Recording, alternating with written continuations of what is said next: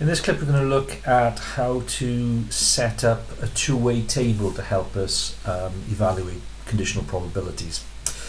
So let's go through this example then. So we've got in a college there are 100 students taking A-level French, German or Spanish. So there's three possible subjects that they could take. Of these students, 64 are female and the rest are male. So we've got two other possible outcomes, female and male. There are 50 French students, of whom 40 are female, and 30 German students, of whom 10 are female. So what we're going to do is turn that now into a two-way table.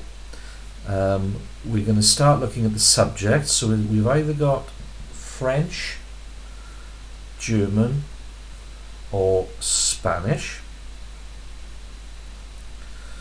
and the other outcomes that we need to consider, the other events, is whether or not they're male or female.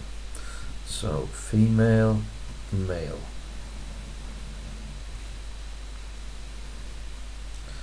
And then we've got a total.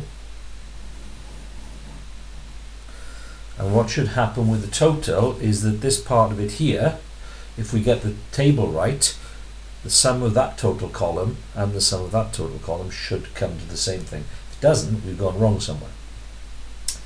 So let's put in the information that we're given. We know what the total is. We know it's going to come to 100. So I can put that in there. Of these students, 64 are female. So in the female column, I know that that is going to be 64. We've got to add up to 100, which means that that must be 36. There are 50 French students. So I know the total for French is going to be 50, of whom 40 are female. So there are 40 female French students and 30 German students, of whom 10 are female.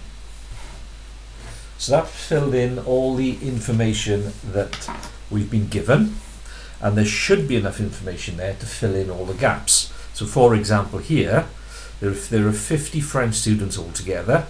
They're either male or female. There are 40 female, that must be 10. Similarly here, if there are 30 German students altogether, 10 are female, that means there must be 20 male German students. In this column now, I've only got one gap. So I know there are 36 males altogether. There are 30 there taking French or German, which means there must be 6 taking Spanish. And similarly, for the females, there are 50 taking French or German, which leaves 14 taking Spanish. So for the Spanish course, there are 14 females, 6 males, making 20 altogether, and 50, 30 and 20 add up to 100. So that gives me my completed two-way table. So for part A then, it says find the probability that a randomly chosen student is taking Spanish. So the randomly chosen student is out of the entire pupil population, so it's going to be out of 100. And the number of students out of the whole population that's taking Spanish is 20. So that will be 20 out of 100. Part B is male given that the student is taking Spanish. So now I know the student is taking Spanish, which means I'm only interested in this row here. So the probability of them being male, given that they're taking Spanish, is going to be 6 out of 20. 6 because there are 6 males taking Spanish, and because the probability is same, they are taking Spanish, the total is now 20. Bit more information then. College records indicate that 70% of the French students, 80% of the German students and 60% of the Spanish students have applied for university. A student is chosen at random. Find the probability that this student has applied for university. Now here it's probably easiest to go over to a tree diagram where we start off with the three possible subjects that they're studying. So we've got French, German or Spanish, and the chances of you selecting a French student at random is going to be 50 out of 100. German person at random, 30 out of 100, and Spanish, 20. So this is saying now that the second event is they're going to go to university or they're not going to apply to university. So for French, university, not university, French would be 0.7, which means 0.3, 30% don't apply to university.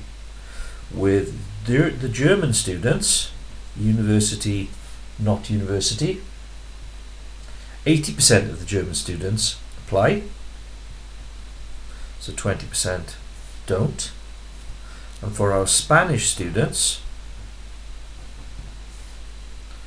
60% apply, so 40% don't. Find the probability, a student is chosen at random, find the probability that this person has applied for university. So part C, probability university. Well, there's three different ways that that's going to happen. It's going to be French and uni, or it's going to be German and uni, or it's going to be Spanish and uni.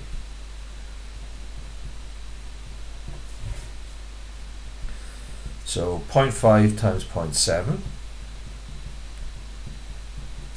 is French and uni. German and uni will be 0.3 times 0.8.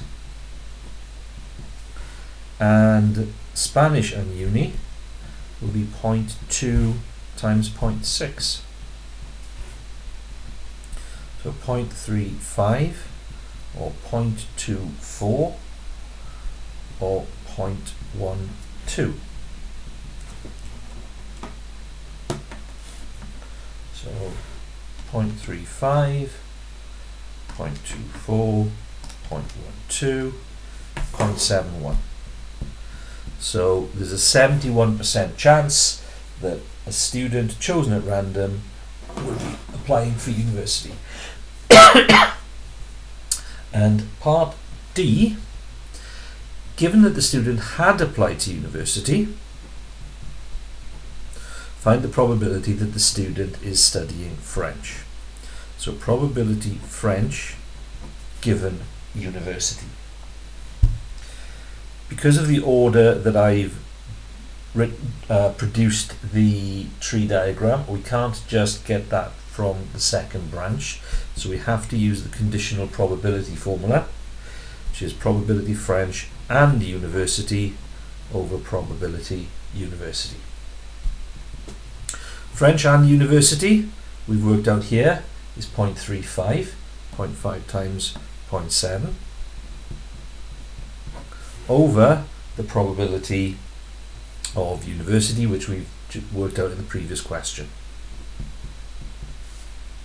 So that's the same as 35 over 71 as a fraction, or 0.493 as a decimal.